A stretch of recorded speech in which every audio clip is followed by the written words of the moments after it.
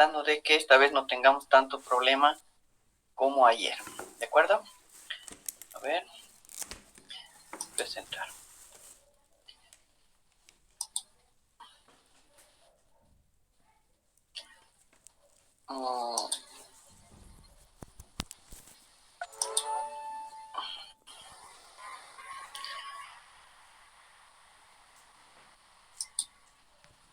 ¿Ahora ven bien? Sí, doctora. Ok. Y me escuchan también, ¿verdad? Sí, doctora. Ok.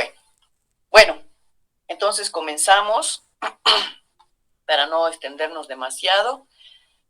Esta es la segunda clase y quería comentarles que he cambiado un poquito, alterando un poco el orden para esta noche presentarles las pruebas de función renal, sobre todo del filtrado glomerular, como para empalmar con la clase que vimos ayer. Y vamos a hablar de una primera parte respecto a los exámenes complementarios, pero vamos a hacer mención a los estudios de imagen para que estas dos clases que no son tan largas puedan darse en uno solo. Y vamos a dejar para mañana, con un poco más de detalle, el examen de orina, que forma parte también de los exámenes complementarios, y hablar del abordaje del paciente con patología renal. El resto pues sigue su curso, viernes injuria renal aguda, lunes segunda parte y terminamos con enfermedad renal crónica. Entonces, empezamos con la clase. Los objetivos, aunque no los he escrito, básicamente tienen que ver con que ustedes aprendan cuál es la manera de valorar el filtrado glomerular, que es una de las principales funciones de los riñones, como ayer habíamos visto. Y acá recordamos precisamente estos aspectos para que los tengan en mente a la hora de ir viendo cómo podríamos abordar para la medición de esta función tan importante del riñón como es la filtración glomerular. Nos acordamos que la filtración glomerular es el proceso por el cual el agua y los solutos de la sangre salen del sistema vascular a través de la barrera de filtración, esa membrana de 3 capas, esa barrera de 3 capas, y entran en el espacio de Bowman. Que la tasa de filtrado glomerular es enorme, el volumen filtrado por unidad de tiempo, que es lo que supone la tasa de filtrado, es igual a 180 litros por día, que habíamos dicho que es una gran cantidad, y que los determinantes de la tasa de filtrado glomerular tienen que ver con una fórmula, ¿no?, que la hemos simplificado y que está en relación con el coeficiente de filtración y la suma algebraica de las diferencias entre las presiones hidrostática y oncótica en el capilar glomerular y en la cápsula de Bowman. Muy bien, entonces, ¿cómo se evalúa la filtración glomerular y por qué es importante? Bueno, es importante porque la estimación de la tasa de filtrado glomerular nos permite valorar al paciente con nefropatía. Solo que es un hecho que nosotros no podemos medir directamente la filtración glomerular. De modo que esta evaluación o esta estimación de la filtración se realiza a través de técnicas de aclaramiento renal. Y acá recordamos lo que es el aclaramiento renal. Es la capacidad de depurar el plasma de una o más sustancias.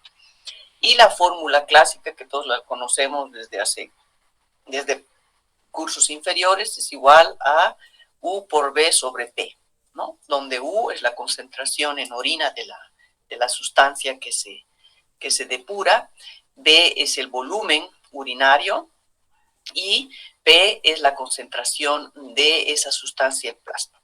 Aquí se podría añadir por T, que es el tiempo en el que se determina este aclaramiento o depuración. Entonces, para poder remarcar una vez más cuál es la importancia de medir la tasa de filtrado glomerular, en este artículo, y mil disculpas por no haberlo traducido, no me quedó mucho tiempo, sabemos que es muy importante el medir porque nos permite no solo valorar posibilidades diagnósticas, sino también de pronóstico y tratamiento.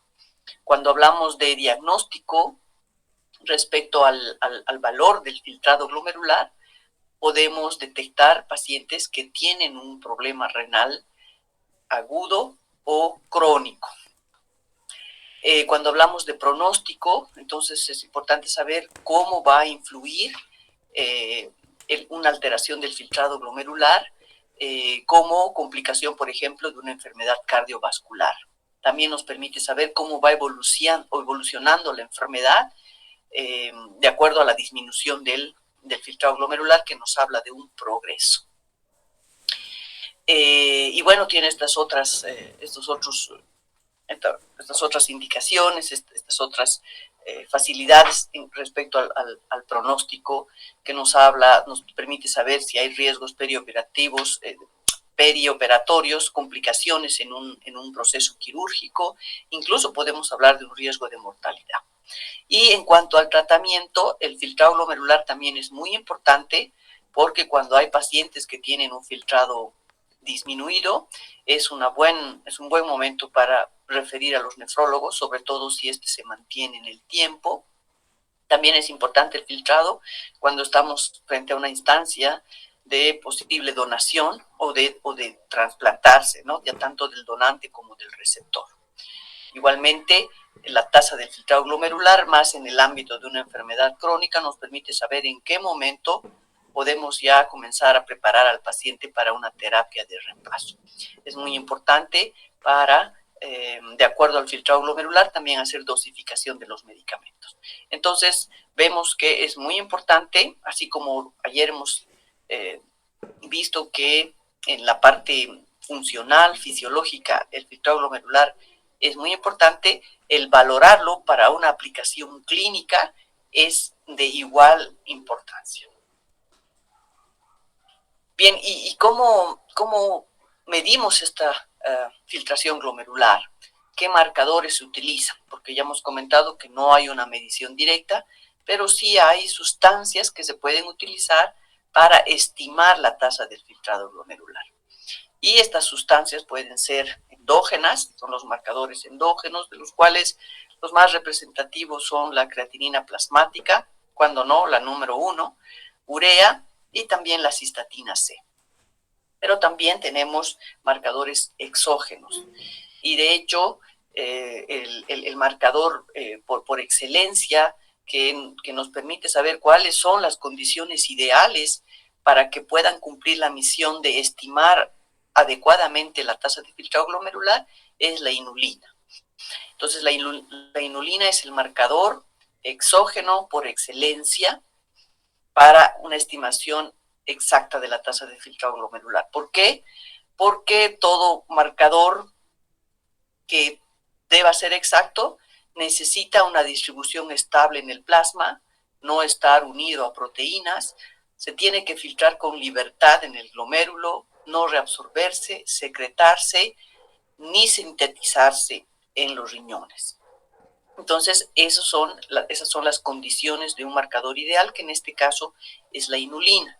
Pero, por supuesto, no se echa mano y no se utiliza más que de manera experimental esta medición del filtrado glomerular, porque el protocolo requiere una infusión EV continua. Esta es una sustancia que no es fácil de conseguir, se requieren múltiples muestras de sangre y cateterización vesical y tiene un elevado costo. Entonces, a pesar de que sea el marcador por excelencia, lastimosamente queda fuera de la práctica diaria por todas estas condiciones, pero por lo menos a través de él sabemos cuáles deberían cumplir algunos otros marcadores.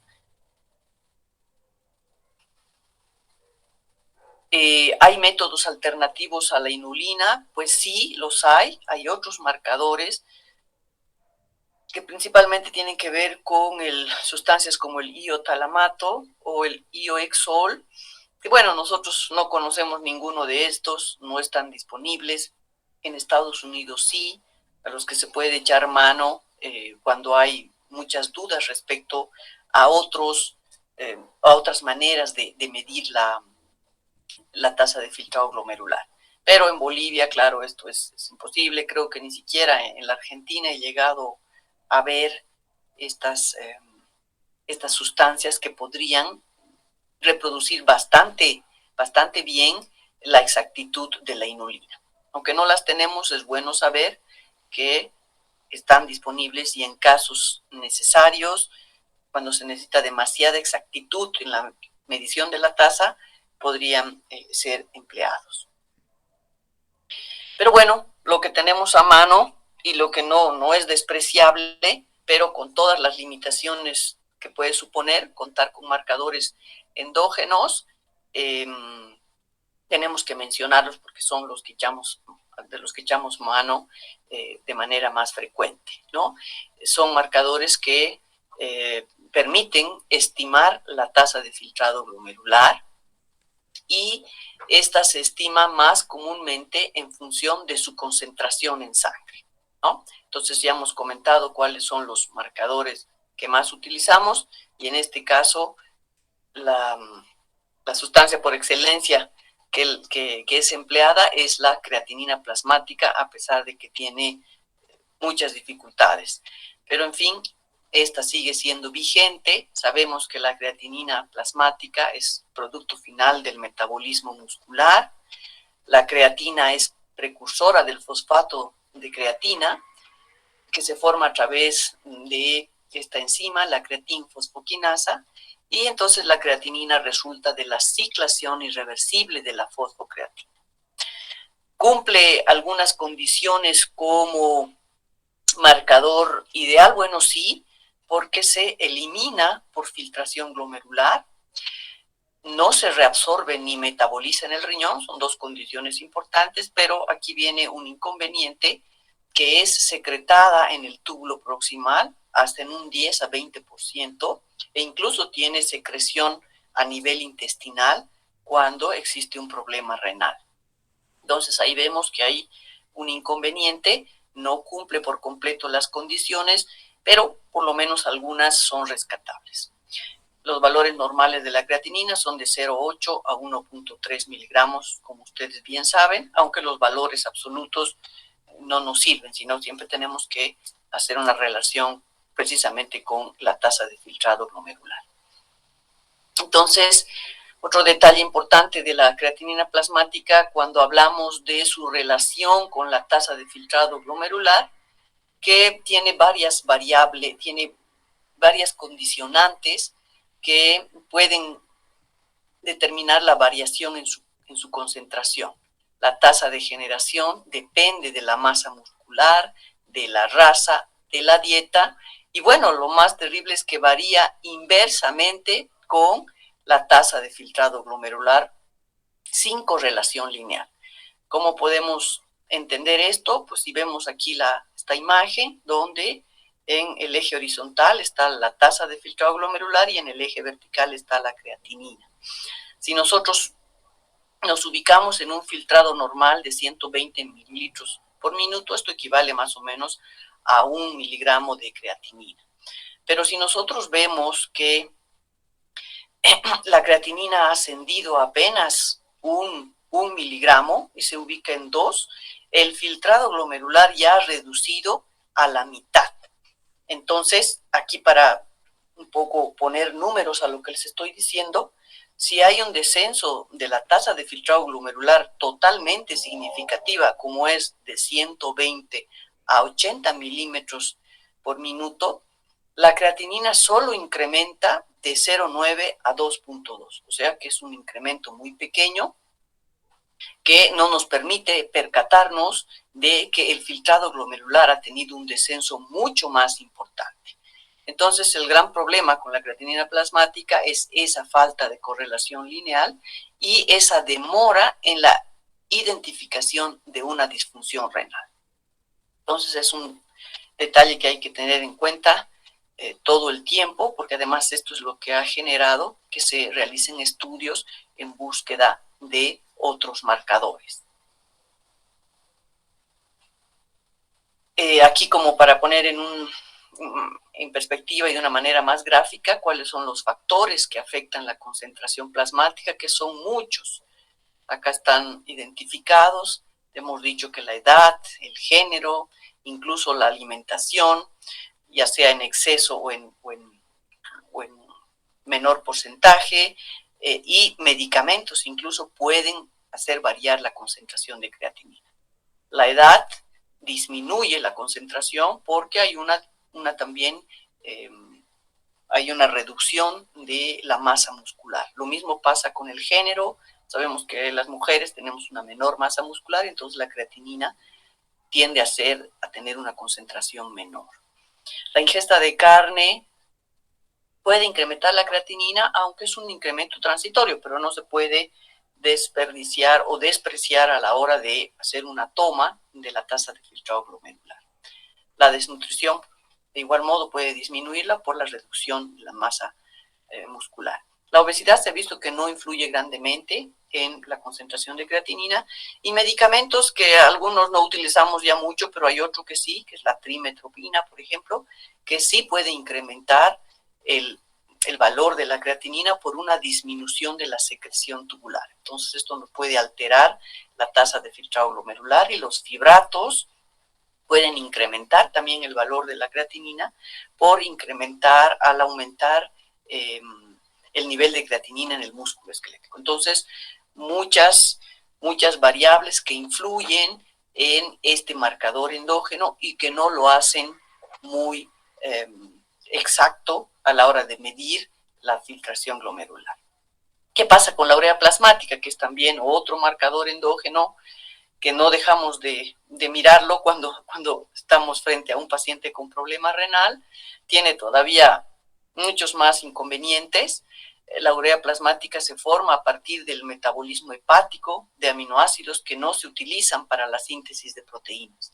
En países anglosajones se habla más del nitrógeno correspondiente, ¿no? Se habla más del boom. Nosotros utilizamos más la urea, pero más o menos el boom es la mitad de la urea. ¿Cuál es el problema si es que lo razonamos como un potencial marcador endógeno que no se elimina plenamente por riñón, solo un 90%, y el resto va por el tracto gastrointestinal y por la piel? También tiene un fenómeno de reabsorción en el túbulo colector que no es despreciable, y está es dependiente de la reabsorción de agua, es decir, y de la ADH, es decir, del estado de hidratación. También puede modificar la absorción o excreción de la urea plasmática. Así que vamos viendo que tampoco es un marcador ideal. Su producción es variable, depende de la ingesta proteica y la función hepática. Entonces, creo, incluso un marcador mucho más deficiente de la función renal que la creatinina, pero no dejamos de tomarlo en cuenta para hacer un seguimiento de la enfermedad renal establecida, y muchas veces la urea nos impresiona mucho a la hora de empezar, por ejemplo, el tratamiento dialítico. También hay que recordar que la urea se incrementa en plasma, ya sea por una condición que es la depresión de volumen, por una elevada ingesta proteica, por hemorragia digestiva o por el uso de medicamentos como las tetraciclinas. En cambio, disminuye en plasma en pacientes alcohólicos y en pacientes que tienen una hepatopatía crónica. Es fácil pensar esto porque tiene gran metabolismo a nivel hepático. Así que nos quedamos con la idea principal de que la urea plasmática es un indicador deficiente de la función renal, aunque ya sabemos que su valor elevado no nos deja de preocupar cuando va de la mano del incremento de la creatinina. Muy bien, entonces, cuando hablamos de depuración, hemos dicho que lo que se hace es una recolección de orina de 24 horas, tanto para la creatinina como la depuración de urea, pero sus inconvenientes son igualmente grandes, porque el hecho de recolectar la orina en 24 horas es un problema engorroso, complicado, no todos cumplen, y como hemos visto que la creatinina incrementa su secreción en pacientes que tienen daño renal, podríamos pensar que sobreestima el filtrado glomerular, ¿no? En cambio, la depuración de la urea, que también tiene problemas por esto de la recolección de orina, depende mucho de la hidratación, y más bien la depuración de urea subestima el filtrado glomerular. Entonces, en algún momento se pensó que se podía hacer una media de la depuración de creatinina y la depuración de urea para un poco compensar el hecho de que una sobreestime y el otro subestime, pero en verdad que no lo hacemos, no es algo que hagamos de manera rutinaria, porque hay otras formas de medir la creatinina que son un poco más fáciles y más fiables. Entonces hay otro marcador que también es muy importante, que ya hace muchos años que está vigente, no sé por qué no llega a Bolivia todavía, pero bueno, es una proteína de bajo peso molecular, sintetizada por células nucleadas a un ritmo constante. ¿Y cuál es su ventaja? Que la producción no se altera por la inflamación, por la masa muscular o el género, como ocurre con la creatinina. Se filtra libremente, no tiene secreción tubular y sí se reabsorbe a nivel tubular proximal, pero lo interesante de la cistatina C, además de ser un marcador de la función renal, es que se eleva precozmente en daño renal agudo. Entonces se ha concentrado más su efecto benéfico en pacientes que tienen problema renal agudo, porque es un marcador mucho más precoz que la creatinina cuando hay un daño. Y por ende, por supuesto, va a ir de la mano probablemente de una disminución de la filtración glomerular. Entonces, ya hemos visto los marcadores exógenos y endógenos, los problemas a favor y en contra. No dejamos de utilizar la creatinina, que es el que tenemos a mano, pero también se ha desarrollado una serie de fórmulas para medir la función renal.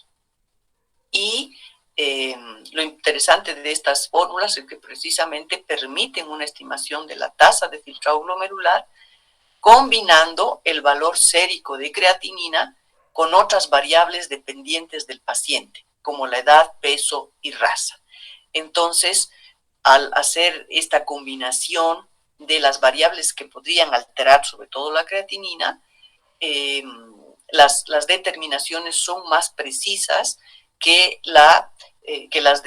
los marcadores de filtración endógenos. Es decir, que solo utilizar la creatinina como un marcador de la función renal no parece adecuado, pero si le sumamos o la creatinina es introducida dentro de una fórmula que toma en cuenta otras variables que se pueden neutralizar, por así decirlo, para que no afecten la tasa de filtrado glomerular, entonces su resultado es más preciso. ¿Y cuál es la primera fórmula? La primera de estas fue la fórmula de Cockcroft y Gold, que sabíamos de memoria esta, ¿no? ¿Cuáles eran sus variables? 140 menos edad por la creatinina plasmática, por 72, que es una constante, y por 0,85 en mujeres, ¿no? Precisamente porque tienen menos masa muscular. Pero obviamente que aquí el gran problema principal de esta fórmula es que sobreestima el índice de filtrado glomerular en obesos y pacientes con edema. Como manejamos el peso, es muy difícil saber cuál es el peso verdadero del paciente cuando está edematizado.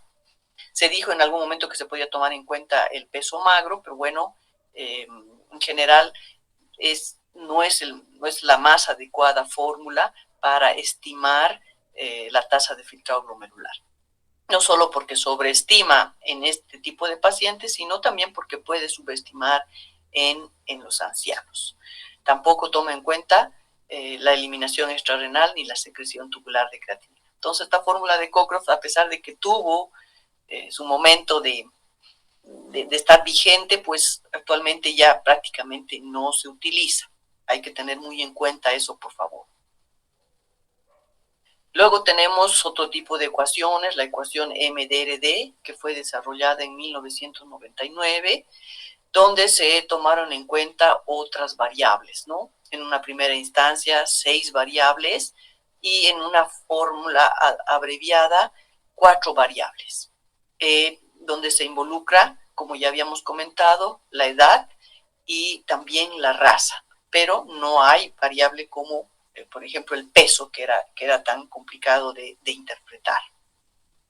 Entonces, otro detalle interesante es que la ecuación MDRD estima la tasa de filtrado glomerular ajustada a la superficie corporal, que también es otro detalle importante porque seguimos utilizando la creatinina como una variable que juega un rol no despreciable en estas fórmulas. No se modifica por la edad ni por el índice de masa corporal. Entonces se ha utilizado por varios años en estudios de rastrillaje y salud pública. Pero como en medicina todo va mejorándose con los estudios que se hacen, pues van surgiendo otras fórmulas. ¿Cuáles fueron las principales limitaciones de MDRD? Que fue desarrollada exclusivamente para pacientes con ERC. Entonces la población estudiada ya eran pacientes que tenían un daño renal, entonces era un poco más difícil extrapolar los resultados a pacientes con tasa de filtrado glomerular normal, y esta fórmula inicialmente tampoco tomó en cuenta a menores de 18 años y mayores de 70 años, diabéticos, embarazadas y trasplantadas. Si bien es cierto que posteriormente se tomaron en cuenta, se hicieron estudios con estas poblaciones, pues seguía ahí un sesgo que había que tomarlo en cuenta. Entonces, por eso es que se desarrolló la ecuación CKD-EPI. Y la ecuación CKD-EPI vino como 10 años después, por este grupo colaborativo. Y todas las creatininas se midieron con método enzimático. Entonces, eso también es muy importante. Hace 10 años, en 1999, cuando la fórmula MDRD fue desarrollada, no había una estandarización de la medición de la creatinina. Se hacía con métodos colorimétricos y eso generaba una variabilidad increíble de los resultados de creatinina. Entonces, ya para desarrollar esta ecuación se logró estandarizar, por lo menos, por supuesto, en Estados Unidos y en Europa, la medición de la creatinina con un método enzimático que arrojaba resultados mucho más similares entre diferentes laboratorios. Y también hubo una comparación con el aclaramiento del iotalamato con buena correlación para pacientes que tenían un filtrado glomerular mayor y menor a 60 mililitros. Es decir, que acá sí se tomó en cuenta a pacientes que tenían problema renal y aquellos que tenían una función renal aceptable, por lo menos mayor de 60 mililitros por minuto. La limitación era que tenía menor rendimiento en mayores de 65 años, es decir, en la población de la tercera edad. Entonces, esta es la correlación que tenía esta fórmula con el iotalamato, que hemos visto que es uno de los marcadores que reproduce muy bien la exactitud de la inulina, y entonces mientras más puntitos se encuentran cerca de la línea de referencia, entonces eso quiere decir que hay una muy buena correlación de 0.9, tanto en filtrado menor de 60 como en filtrado mayor de 60. Entonces sí que era una buena opción, o es una buena opción, la medición de la tasa de filtrado glomerular a partir de esta fórmula CKD-EPI. Pero por supuesto que en no todos los casos se pueden aplicar las fórmulas. ¿Y en qué pacientes no son útiles? Como ya se ha visto, en la mayoría de las fórmulas que hemos ido valorando, en edades extremas queda un poco de duda la exactitud de la reproducción de la tasa de filtrado glomerular, en pacientes que son desnutridos u obesos, en aquellos pacientes que cumplen una dieta vegetariana, o en aquellos pacientes que tienen problemas de masa muscular, ¿no? Por paraplegia, cuadriplegia o enfermedades musculoesqueléticas. Y también es algo muy importante que hay que recordar acá, que estas fórmulas tienen valor en los pacientes que se encuentran en estado estable, ¿no? Es decir, aquellos que no han sufrido, por ejemplo, algún cambio brusco de la función renal. Entonces, también hay que tomar en cuenta eso para para que el valor que arrojen sea fiable o no. Y también en la evaluación de los donantes renales quedan dudas respecto a si hay que hacerlo o no. Lo hacemos, pero muchas veces complementamos, sobre todo cuando el filtrado glomerular es menor del que se ha determinado para que uno pueda ser donante. Y también probablemente no sea muy bueno basarnos en estas fórmulas cuando tenemos que administrar medicamentos con alta toxicidad renal. Entonces, en estos casos, lo más probable es que tengamos que recurrir a otro tipo de determinantes de la tasa de filtración, como en este caso serían el aclaramiento con el iohexol, que es parecido al de la inulina. ¿Hay avances en la medición de la tasa de filtrado glomerular? Pues sí, hay avances.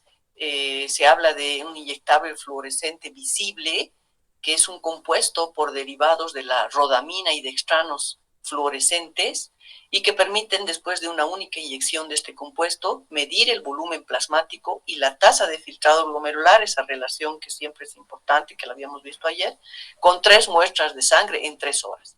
Esto, por ejemplo, es menos engorroso, menos complicado que la determinación con iohexol, que requiere mediciones hasta 6 horas. Entonces puede tener una ligera ventaja esta nueva manera de medir la tasa de filtrado glomerular.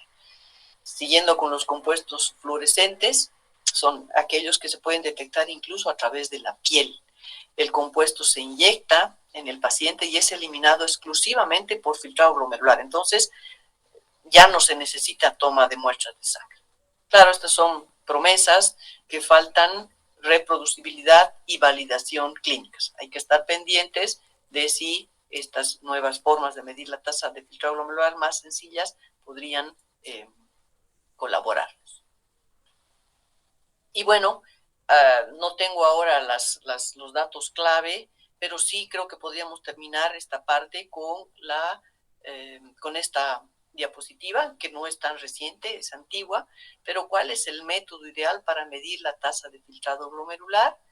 Acá tenemos una figura donde se habla de los diferentes marcadores que hemos hablado, y se habla y se muestra en términos de efectividad y en términos de costo, de seguridad y conveniencia. Entonces, aquí aparece la creatinina sérica como probablemente la más barata, ¿no? la que está a mano, pero por supuesto en efectividad es muy pobre, ¿no?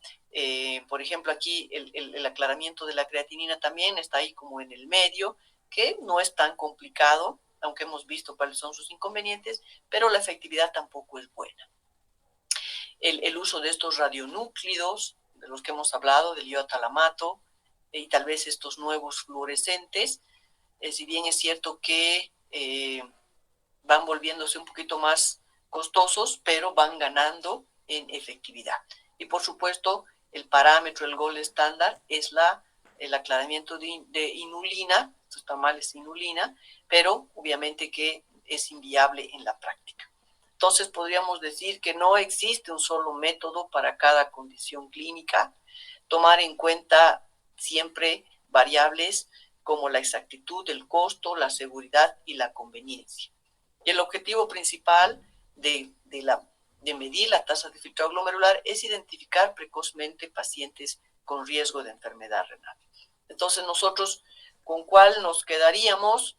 Yo creo que el que tenemos es la creatinina, es la medición de la utilización de las fórmulas, que van también generándose muchas. En este caso seguimos con la fórmula de CKD-EPI, y ahora también se cuenta con la fórmula de CKD-EPI con creatinina e inulina.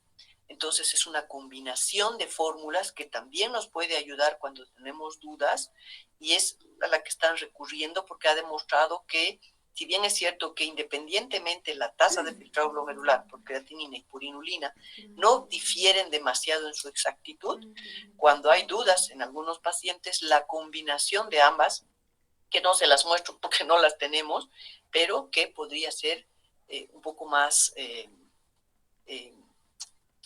exacta para determinar la tasa de filtrado glomerular. Este es un campo que está evolucionando muchísimo, como en general la nefrología, la tasa de filtrado glomerular, el daño renal, está en permanente cambio, en permanente estudio, y esto nos va a dar novedades pues año tras año. Así que por ahora estamos con eso, pero ya sabemos que mañana pueden surgir unas nuevas que ya están en estudio, ¿no? Entonces, esa es la primera parte que tiene que ver con con la medición de la función renal. Y en unos 10 minutos nada más quiero hablarles de los estudios de imagen, ¿no? Para que no quedemos con esta idea cortada y así podamos seguir avanzando. Entonces voy a presentar una vez más, por favor, la segunda parte, que es muy breve, así que no se preocupen, estamos en tiempo. Vamos a presentar esta otra más. Y bueno, se ve, ¿verdad? Entonces, las técnicas de imagen es un resumen porque ustedes van a ver en mucho mayor detalle, me imagino, en radiología, todos los recursos en imágenes que se tienen para evaluar no solo el riñón, sino también otros órganos, pero nosotros acá puntualizamos algunos aspectos que son importantes para la especialidad. Entonces, los exámenes de gabinete que más se emplean y cada vez más frecuentemente son la ecografía renal, como ustedes lo saben. No dejamos de echar mano en alguna oportunidad a la radiografía simple de abdomen. La urografía excretora prácticamente ha desaparecido desde que contamos con la tomografía renal. Vamos a hablar un par de palabras de la gammagrafía y la biopsia renal. Entonces, nuestras herramientas, creo ahora, las más importantes son la ecografía renal, la tomografía, creciendo un poco la gammagrafía y, por supuesto, el gold estándar, que es la biopsia renal para la mayoría de los casos. La ecografía renal es el método diagnóstico de primera línea, es un recurso que se está utilizando muchísimo, cada vez más en el abordaje del paciente crítico, tanto en emergencias como en la terapia intensiva, porque es rápido, es inocuo, es eficaz y cuando uno está bien entrenado puede descubrir cosas muy interesantes que pueden ser de gran beneficio. Utiliza una técnica de ultrasonido para definir las estructuras. Sabemos así de manera general que la corteza renal es menos ecogénica que el hígado y el vaso, pero nos sirve de referencia siempre mirar el hígado cuando estamos valorando la corteza renal. Y las pirámides medulares tienen un poco mayor de ecogenicidad, tienen ese aspecto blanco. Las dimensiones de los riñones varían mucho con la estatura del paciente, por supuesto, pero en general, y a pesar de que en Testí aparece como 12 por 6 por 6, nosotros vemos que de acuerdo a la estatura, que es un poco menor que la media de los americanos, pues tenemos riñones que se consideran normales entre 9 y 11 centímetros de longitud. Entonces, ¿cuáles son las indicaciones de la ecografía renal? Como les había comentado, la valoración del tamaño, la morfología, la situación, es muy importante. A veces podemos no encontrar riñones en la situación habitual, sino encontrar los riñones o que están en herradura o que son en una situación anómala. Es muy importante también para ver la evolución del daño. Podemos determinar cuándo un riñón tiene una estructura normal y si tiene una alteración de la función renal, entonces podemos hablar de un daño agudo, o cuando ya el daño es evolucionado, ¿no? Donde los riñones se ven alterados en el tamaño, alterados en la ecogenicidad. Es también muy útil para determinar si hay dilatación de las vías urinarias, para descartar la famosa uropatía obstructiva. Sí tenemos masas quísticas o sólidas que a priori se pueden ver en la ecografía renal, si hay calcificaciones y también son muy útiles para realizar los procedimientos invasivos, en este caso y principalmente la biopsia renal. También puede tener alguna utilidad en alguien que esté entrenado el aplicar un Doppler, entonces no tener una sola ecografía renal simple, sino poder aplicar el Doppler para ver la vasculatura de los riñones. Entonces, es el estudio de elección, sin duda, en todo paciente con disfunción renal de etiología incierta.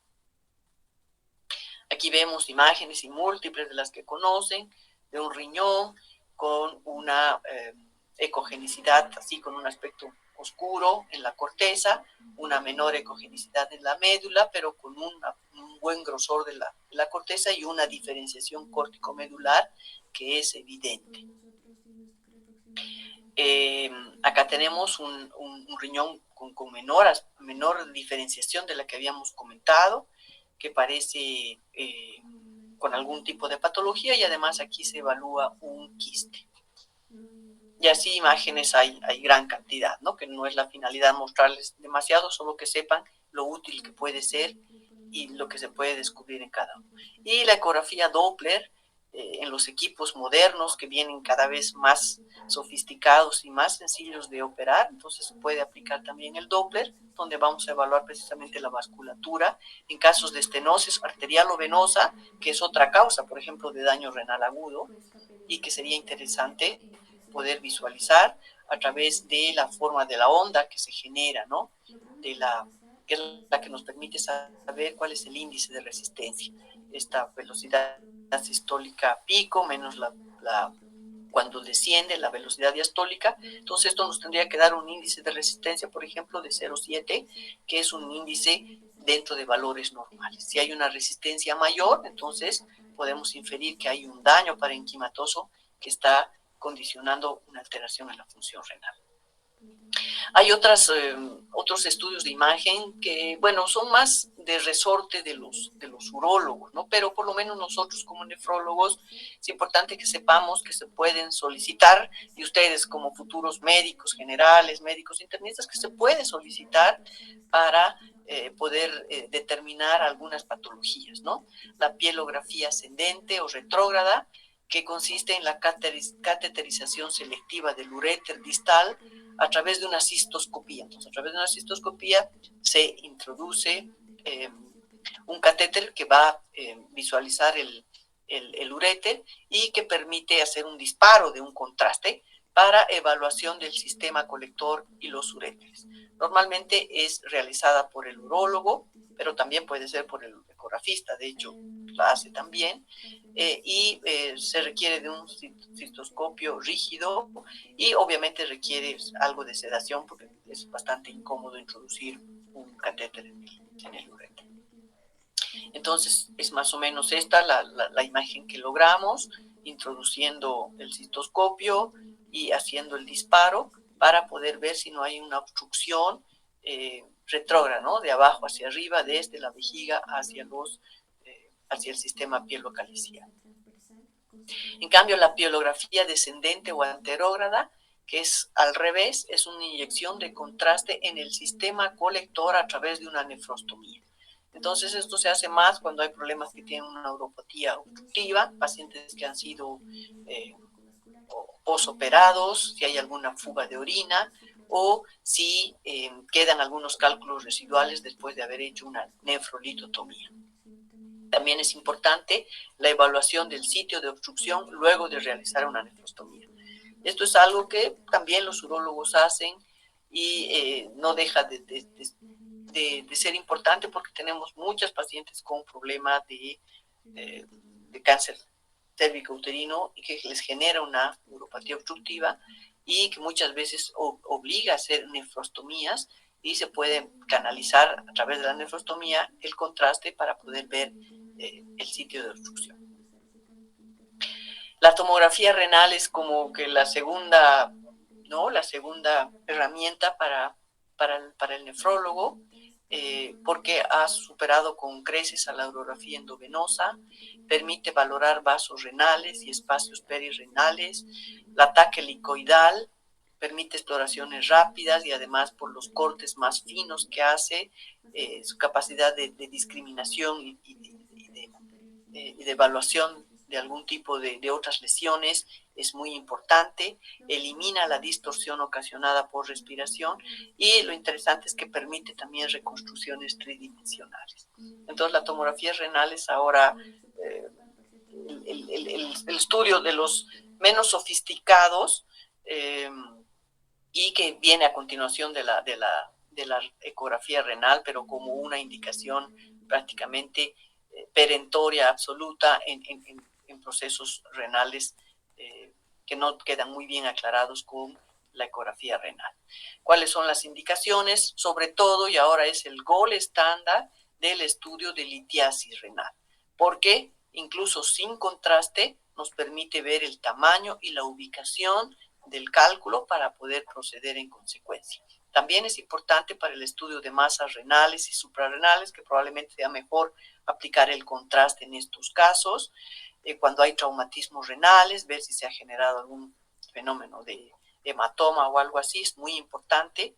Y también en procesos parenquimatosos, lo hemos visto y vemos a menudo en la práctica diaria, bueno, no tan a menudo, pero es una patología que la hemos visto, la presencia de abscesos, de pielonefritis enfisematosa en pacientes sobre todo diabéticas. La angioTAC es la detección nos permite la detección de estenosis de la arteria renal y sobre todo el estudio de donantes renales. Entonces aquí tenemos algunas imágenes de la tomografía donde podemos ver las pirámides, donde podemos ver el contraste y si hay los uréteres dilatados. Entonces son también algunas imágenes.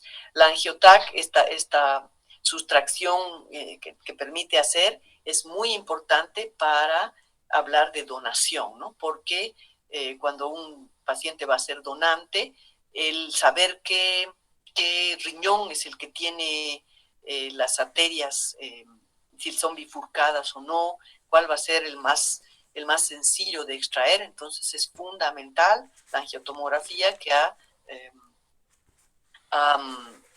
reemplazado a la arteriografía que antes se tenía que hacer para poder valorar al donante renal. Entonces, sus utilidades son grandes, múltiples. Después está la resonancia magnética, que confieso que no la utilizamos mucho, yo no tengo mucha experiencia al respecto, pero hay que saber también que es una herramienta que se puede echar mano porque las tenemos a disponibilidad en nuestro medio, ¿no? Nos permite una modalidad de imagen multiplanar, utiliza radiación electromagnética y algunas veces no requiere contraste, otras veces sí, pero es una alternativa ideal en caso de alergia al contraste iodado y ERC. Entonces, nos ayuda mucho cuando hay hipertensión renovascular, con empleo de gadolinio, tiene una igual utilidad diagnóstica para la trombosis venosa, las masas sólidas o quísticas. Entonces, la resonancia magnética no es algo que utilice mucho, pero también es un examen complementario que tiene su importancia.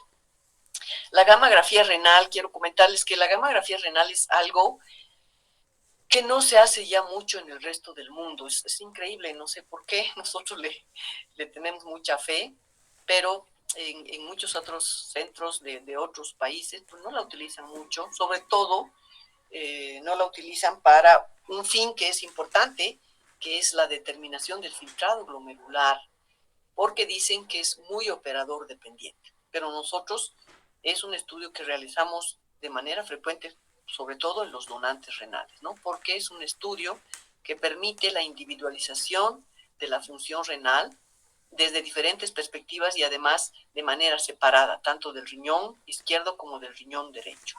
Los radiotrazadores que se utilizan son la DTPA y la DMCA, pero esto es lo que ha desanimado y ha hecho que en grandes países dejen de utilizar de manera rutinaria.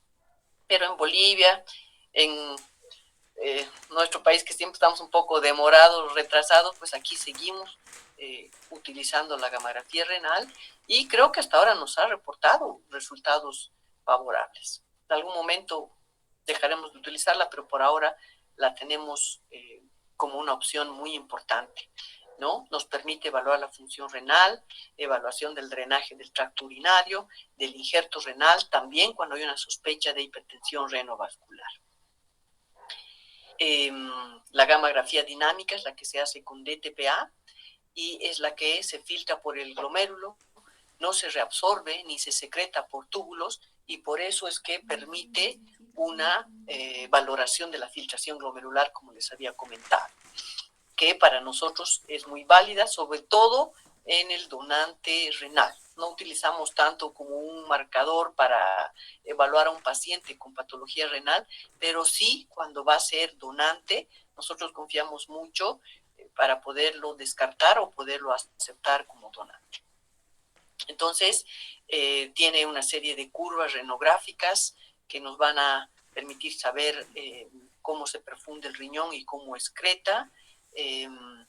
Tiene una pendiente funcional ascendente, ahorita vamos a ver las imágenes, y también una pendiente de excreción. La eliminación teóricamente es del 78% a los 30 minutos. Y estas son las imágenes cuando se inyecta el radiotrazador, entonces cómo van apareciendo la imagen de los riñones en el tiempo y luego cómo pasa a la vejiga, ¿no? Esta es la curva donde hay una pendiente, hemos dicho, de perfusión, que es inmediata, eso nos permite saber qué tan bien perfundidos están los riñones, y luego la pendiente descendiente, que nos muestra cómo se va eliminando el radiotrazador, que también nos habla obviamente de una función renal conservada. ¿Cómo se informa esta gamografía? Entonces es un informe separado por riñón, donde se individualiza el filtrado glomerular de cada uno de ellos y que por supuesto luego nos da el total. Y la función relativa también se la puede ver en cuestiones de porcentaje. Entonces aquí tenemos, por ejemplo, un riñón que el izquierdo tiene mejor función, un 52.9%, y un riñón un poco más menos funcionante, que es de 47 puntos, para hacer un total de 78. Entonces, eso es algo que apreciamos, que tenemos sobre todo para la indicación de la donación. Tampoco utilizamos mucho, como les digo, para patología renal. La gamografía con diurético sirve para descartar problemas de uropatía obstructiva, ¿no? En la uropatía obstructiva, si bien es cierto que hay una buena curva de ascenso, la excreción pues se vuelve una meseta, porque como hay un proceso probablemente obstructivo, entonces no hay ese descenso que habíamos visto de manera normal. Entonces también puede servir para hablar de neuropatía obstructiva. Y bueno, y esto saltamos porque ya es un poco tarde, no la utilizamos mucho. La gamografía estática sí es importante para la detección de lesiones infecciosas en corteza renal. Entonces, en aquellos pacientes que han tenido procesos de pielonefritis seguidos, el hacer una gamografía estética con DMCA podría ayudarnos a ver si hay cicatrices que por supuesto van a incidir en la funcionalidad total del riñón, ¿no? Porque sabemos que la funcionalidad del riñón es la suma de todas las nefronas que funcionan, ¿no? Y cuando hay una disminución del número, entonces esto puede condicionar también una disminución del filtrado glomerular. Muy bien, entonces esas son sus indicaciones: lesiones infecciosas, pielonefritis y sobre todo las secuelas infecciosas, que tampoco utilizamos mucho, pero pues aquí en Bolivia todavía seguimos pidiendo alguno de estos estudios. Bueno, y para finalizar es la biopsia renal, el gol estándar del estudio anatómico, ¿no? Del estudio anatómico estructural del problema renal. Funcional no, pero sí anatómico. La biopsia renal es diagnóstica, nos permite saber cómo vamos en el tratamiento y también nos permite evaluar la actividad de las enfermedades y la cronicidad. Los requisitos, que por suerte ya también acá en Cochabamba los tenemos, es contar con una microscopía óptica y la inmunofluorescencia, que es vital para hacer el estudio de las glomerulopatías. Lo que nos falta todavía es la microscopía electrónica, pero por muchos años, cerca a 20 años creo que hemos estado solo con la microscopía óptica, entonces nuestros diagnósticos eran no tan exactos. Con el advenimiento de la inmunofluorescencia esto ha mejorado mucho y no lleva más de 2 o 3 años que está por lo menos en Cochabamba. En La Paz ya había hace varios años y ahora nuestro desafío es lograr también contar con microscopía electrónica. Las indicaciones, una de las principales es la proteinuria no nefrótica, ¿no? Aquella proteinuria que tenemos dudas de por qué se ha realizado, de por qué está ahí, y debería ser rutinaria, excepto en diabetes mellitus e hipertensión de larga data. Esto ya lo van a discutir de mejor manera con los próximos colegas que hablen de las glomerulopatías. En el síndrome nefrótico también, por supuesto, hablando de proteinuria, es una indicación poderosa de realizar la biopsia renal. Claro que también se puede hacer en pacientes cuando tenemos un síndrome nefrítico, es decir, pacientes que tienen también hematuria, pero la hematuria sola como tal es complicado pensar que sea indicación de una biopsia, aunque también todo esto va cambiando con el tiempo. Y estas son las otras indicaciones. ¿Hay contraindicaciones para la biopsia? Claro que sí. Cuando son los riñones pequeños, pues ya poco vamos a ganar con una biopsia, porque lo más probable es que vamos a encontrar solo cicatriz y no mucho más, tejido fibrótico. Cuando hay quistes bilaterales o tumor renal es también discutible. Cuando hay problemas de alteración en la coagulación, en una hipertensión no controlada, un paciente con una hidronefrosis severa, hacerle una biopsia es discutible. Cuando está infectado, cuando hay una infección, ya sea activa o perirrenal o del lugar de punción, y en un paciente poco colaborador, paciente con retraso mental. Bueno, es una indicación relativa porque, claro, en quirófano y con una sedación podría hacerse. Hay contraindicaciones absolutas, sí, una HTA incontrolable, una diátesis hemorrágica incontrolable y un riñón único. Eso también es debatible, hay muchos temas que seguir debatiendo, pero en un riñón único uno se preguntaría si se haría una biopsia renal, porque sabemos que la biopsia tiene complicaciones, ¿no? Y una de las complicaciones es, aunque no son las más terribles, es que incluso se podría llegar a perder un riñón por una biopsia si hay un daño con un sangrado masivo, que no nos ocurre normalmente, por eso está un poco interrogado, pero estas absolutas obviamente que se pueden controlar y luego la biopsia se puede hacer. Entonces, bueno, para ya resumiendo y terminando la clase, que esta vez nos hemos prolongado un poquito, la ecografía renal es siempre útil y de primera línea. Otros estudios que tienen que evaluar y pedir según el contexto clínico e indicaciones.